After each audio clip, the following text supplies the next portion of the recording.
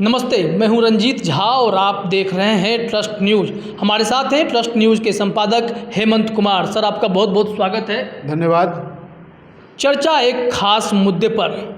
जब से राजद सुप्रीमो लालू प्रसाद यादव पटना लौटे हैं, राष्ट्रीय जनता दल में गहमा गहमी खूब देखी जा रही है। एक के बाद एक ऐसे फैसले लिए जा रहे हैं जो मीडिया में सुर्खियां सी बन गई हैं। कुछ ऐसे एमएलसी उम्मीदवार के नाम सामने आए या राज्यसभा का उम्मीदवार जिन्हें बनाया गया, इन लोगों के नामों को लेकर के एक अलग सी चर्चा छिड़ गई है। कहा जा रहा है, क्या लालू प्रसाद यादव अब जो क्षमता उनकी है, जो डिसीजन ले रहे हैं, उसमें कहीं कमी है क्या?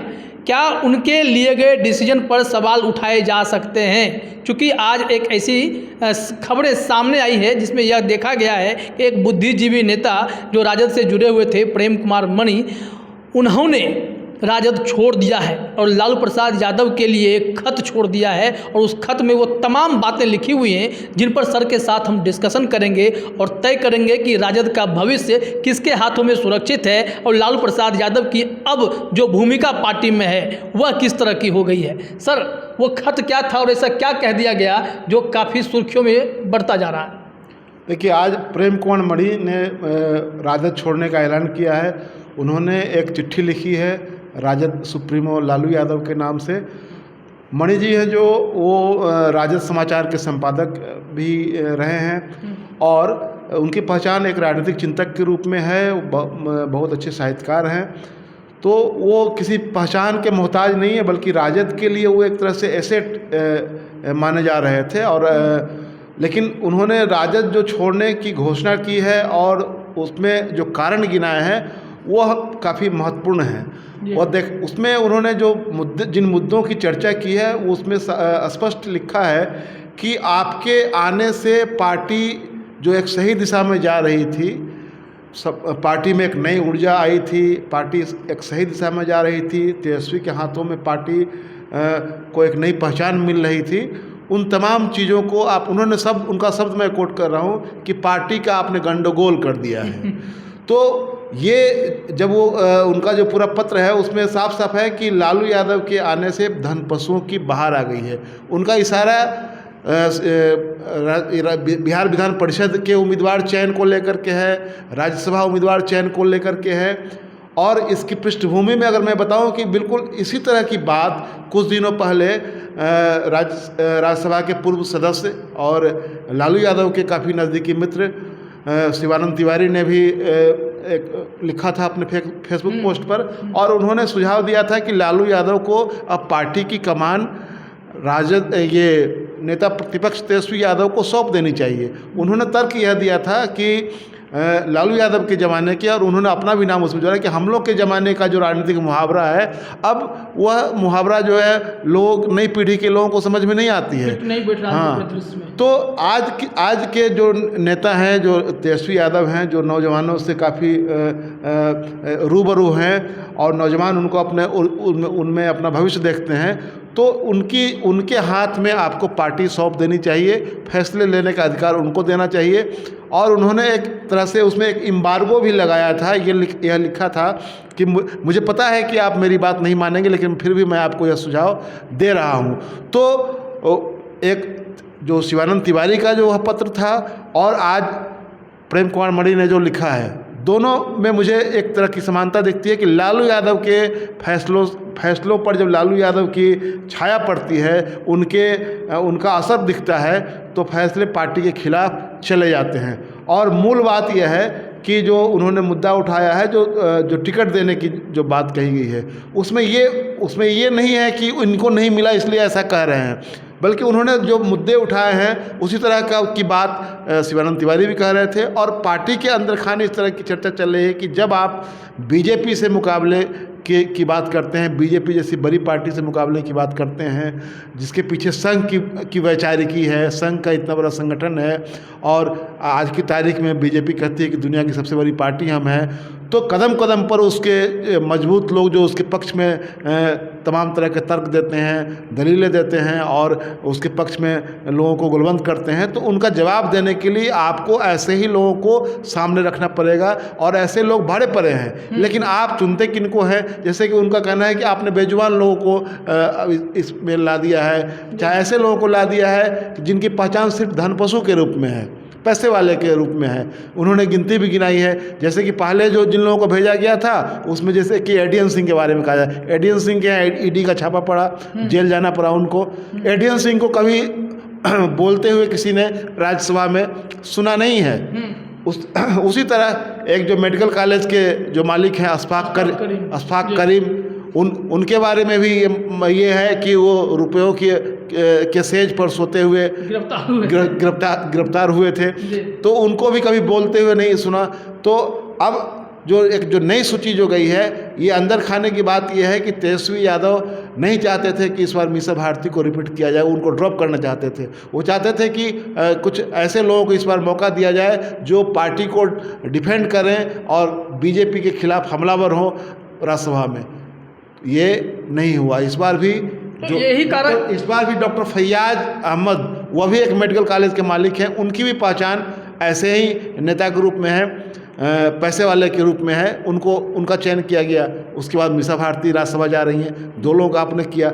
इधर जो एमएलसी के लिए जो नाम सामने आया है उसमें मुन्नी देवी।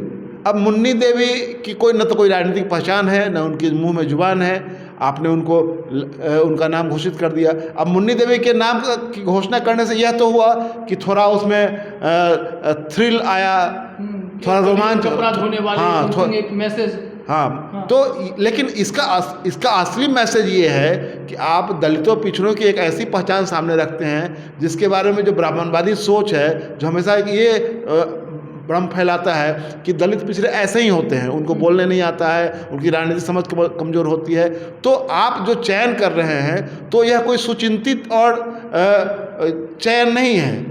आप ऐसे ही उठा करके किसी को ला देते हैं। आप कमज़ोर लोगों, गरीब लोगों को भी आप मौका दीजिए, लेकिन पहले उनकी पूरी ग्रूमिंग तो होनी चाहिए, उनकी पूरी राजनीतिक प्रशिक्षण तो उनका होना। आप पार्टी में ऐसे लोगों को लाइए, उनको राजनीतिक रूप से बढ़ाइए, उनका राजनीतिक शिक्षण प्रशिक्षण कीजिए, तब उनको आप मौका दीजिए। लेकिन आप ऐसे ही उठाकर किसी को लाते हैं, तो जैसे आप किसी ज़माने में आपने भगवतिया देवी को लाया था, दरभंगा से आपने मोहन राम को लाया था। ये सब नाम ऐसे नाम हैं जो उस ज़माने में जिसकी चर्चा सुनकर के लोग चमत्कृत हुए, लालू यादव ने फलाने को भेज दिया। लेकिन उनका कोई राजनीतिक क्षेत्र में कोई योगदान दिखा नहीं, सदन के भीतर भी उन्होंने कुछ ऐसी छाप नहीं छोड़ी जिनसे याद किया जाए।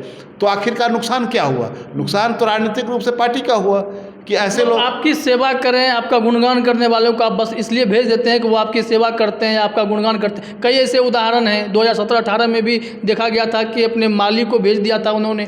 तो ऐसे कई ऐसे खबर आते रहते हैं जिससे यह साबित होता है कि आप वो नहीं देखते हैं कि आपके पार्टी को मजबूती कौन प्रदान करेगा। आप एक बस मैसेज दे करके लोगों को वोट के लिए कुछ इस तरह के फैसले ले लेते हैं जिससे लगता है कि नहीं, किसी को भी उठा के वो भेज सकते हैं। इस बात जो हो रहा है इसके बारे में बाबा साहब डॉक्टर आम्बेडकर ने बहुत पहले कहा था कि जो ब्राह्मणवादी जो सोच वाले लोग हैं वो दलित पिछड़ों के ऐसे लोगों को सामने लाते हैं नेतृत्व में जिसके मुंह में जुबान नहीं हो, जिसकी राजनीतिक पहचान नहीं हो, ताकि समाज में हथियार डाल देते हैं। चाहे उनको देख करके एक तरह से उनको मजाक का पात्र बनाया जाता है, हंसी का पात्र बनाया जाता है, जगहसाई होती है कि अरे देखो इनको मौका ऐसे ही ला करके खड़ा कर दिया, इनको तो कुछ आता जाता नहीं है।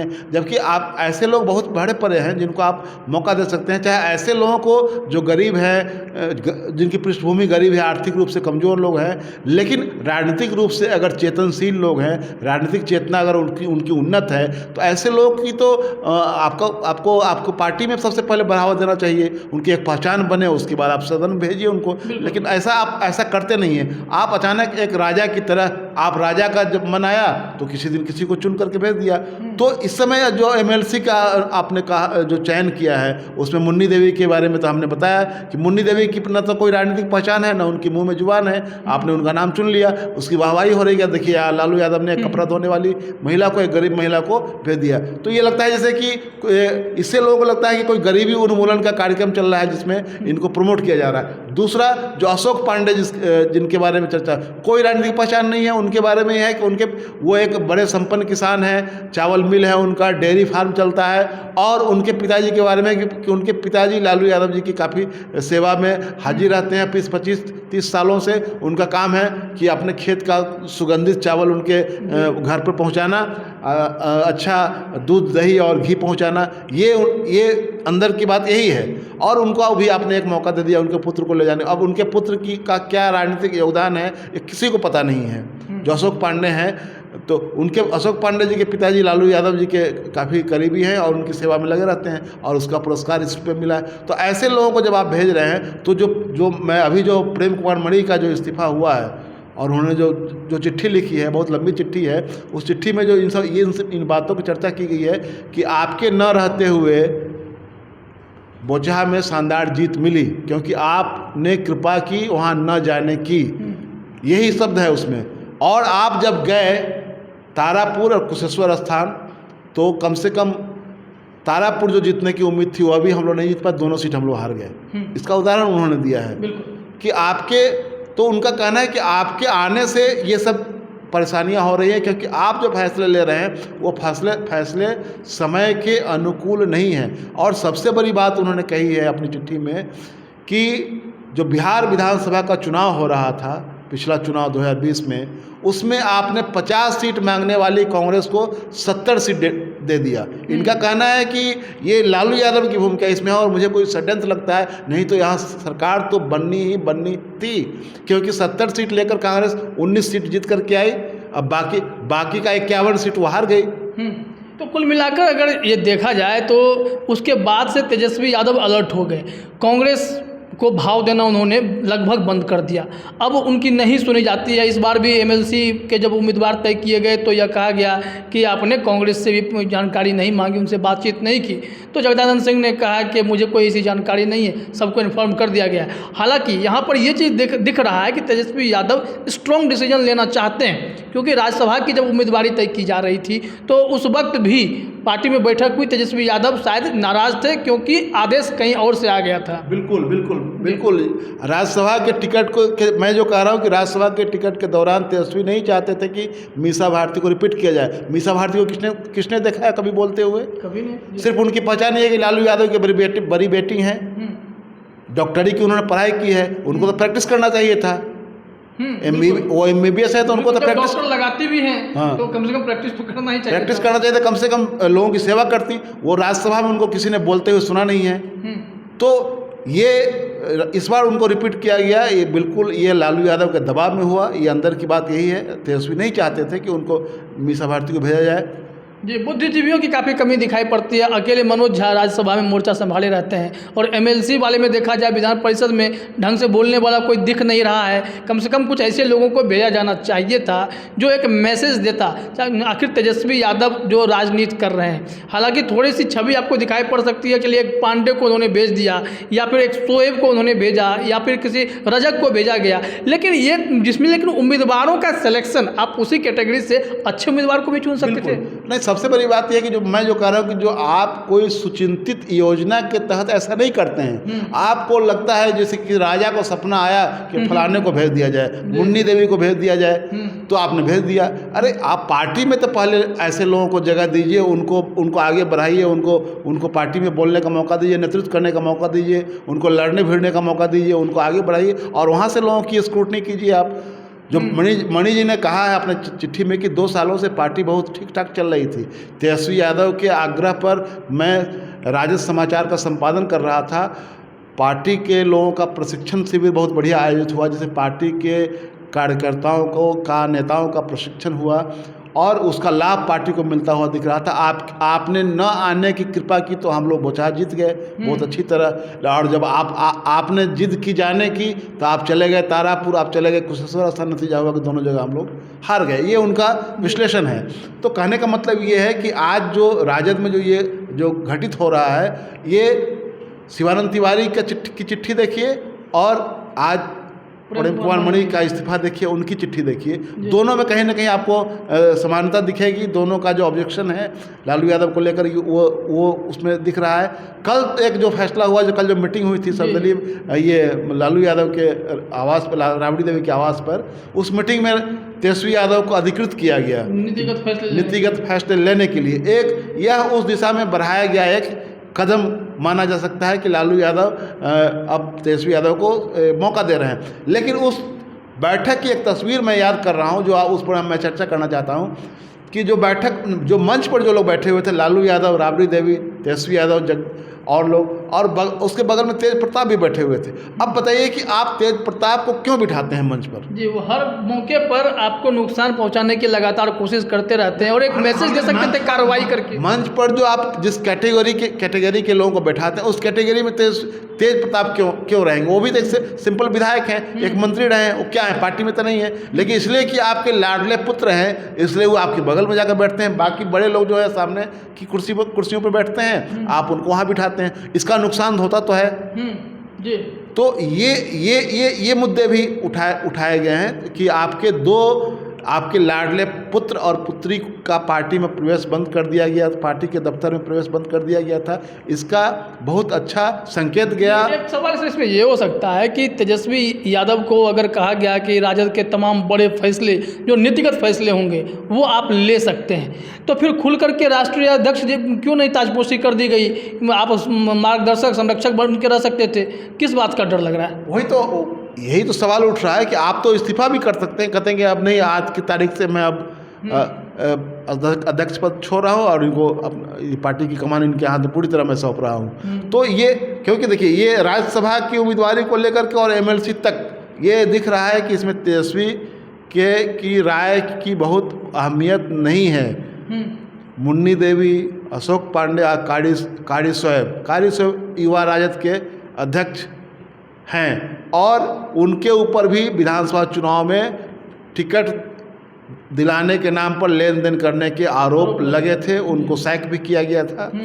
तो ये तमाम जो आप देख रहे हैं, तो ये इससे मुक्त होने की दिशा में जो पार्टी बढ़ रही थी, जो मणि जी जो सवाल उठा रहे हैं, तो उस पर एक तरह से ब्रेक लग गया है। और उन्होंने अपने पत्र को समाप्त करते हुए लिखा है कि आप भले ही मेरी बात करने को आप मेरी बात नहीं मान सकते हैं, मुझे पता है मानेंगे, लेकिन मुझे तो अधिकार है कि मैं आपकी पार्टी से मुक्त हो जाऊं और मैं आज से आपकी पार्टी से मुक्त हो रहा हूं। तो यह एक बड़ी खबर है और राजद के लिए बड़ा सबक है। उस चिट्ठी में जो कुछ भी लिखा गया है उसमें कोई ये नहीं कह सकता है कि वो निजी लालसा में उन्होंने कुछ लिखा है, उसका राजनीतिक संदर्भ बहुत बड़ा है और उसको इस रूप में देखा जाना चाहिए कि आपके पास लड़ने भिड़ने वाले लोग, आपके राजनीतिक मोर्चे पर मुकाबला करने वाले लोगों को आप उपेक्षा कर रहे हैं और ऐसे लोगों को, बेजुबान लोगों को, जिनकी राजनीतिक पहचान नहीं है, जिनके मुंह में जुबान नहीं है, ऐसे लोगों को आप आगे बढ़ा रहे हैं इससे कि आप वाहवाही लूटने के लिए। तेज प्रताप का उस दिन का एक वीडियो वायरल हुआ था जिस दिन मुन्नी देवी मिलने के लिए गई थी। वो कह रहे थे कि हाँ ठीक से ट्वीट करना, ये मेरी बहन जैसी है, हम इसको अपना बहन मानते हैं। अब उनकी राजनीतिक समझ और तेजस्वी यादव की राजनीतिक समझ में जमीन आसमान का अंतर है, लेकिन सिर्फ इस नाम पर आप उनको ढो रहे हैं कि आपके बड़े पुत्र हैं, वो बहुत नखरा करते हैं, बहुत हंगामा करते हैं, जब उनकी बात नहीं मानी जाती तो घर में भी उठापटक करते हैं। तो ये तमाम चीज़ें जो हैं वो लगता है कि पार्टी के खिलाफ जा रहा है। और आज जो प्रेम कुमार मणि ने जो सवाल उठाया है या अभी हाल में जो शिवानंद तिवारी ने जो सवाल उठाए थे, ये दोनों लोग निजी लालसा में ऐसा कुछ कर रहे हैं, ये नहीं मैं मानता हूँ। मैं मानता हूँ कि पार्टी के व्यापक राजनीतिक हित का ख्याल करते हुए ये बातें उठाई जा रही है और ये राजद के लिए एक बड़ा राजनीतिक नुकसान है कि प्रेम कुमार मणि ने इस्तीफा दे दिया है, क्योंकि पार्टी के भीतर वो एक वैचारिक रूप से पार्टी को उन्नत करने की दिशा में काम कर रहे थे। तो कुल मिलाकर इस चर्चा से यह समझा जाए कि तेजस्वी यादव के लिए लालू यादव शायद अपने फैसले लेकर के राह में रोड़ा बनने की कोशिश कर रहे हैं, क्योंकि जो सियासत तेजस्वी यादव करना चाहते हैं उनमें उन्हें पंख देना होगा, खुली छूट देनी होगी। हालांकि एक शुरुआत हुई है कि नीतिगत फैसले तेजस्वी यादव ले सकते हैं, लेकिन इस बीच में कुछ ऐसे फैसले ले लिए गए जो किसी भी दृष्टिकोण से राजद के लिए हितकारी नहीं है। और आज एक बुद्धिजीवी का पार्टी छोड़ देना भी यह संदेश देता है कि राजद को शायद बुद्धिजीवियों की उतनी दरकार नहीं है। अगर लालू यादव के परिदृश्य से देखें, उनके लिए गए फैसले को समझने की कोशिश करें, तो पूरा दृष्टिकोण यही कहता है कि राजद को अगर आगे बढ़ना होगा तो तेजस्वी यादव के निर्देश पर या उनके लिए गए फैसलों पर चलना पड़ेगा, क्योंकि वो आज के नेता हैं और फिर राजनीति में, आज की राजनीति में वो गहरी समझ रख रहे हैं और एक्टिव पॉलिटिक्स में वो जिस हिसाब से अपनी भूमिका निभा रहे हैं वो काफ़ी काबिल तारीफ मानी जाती है। इसलिए आज जो शब्द कहा गया लालू प्रसाद यादव के लिए कि आपके आने से राजद फिर से गंडगोल हो गया है, तो शायद ऐसा ही कुछ हो गया है। फिलहाल इस चर्चा में इतना ही। आप सभी का जुड़ने के लिए बहुत बहुत धन्यवाद। धन्यवाद।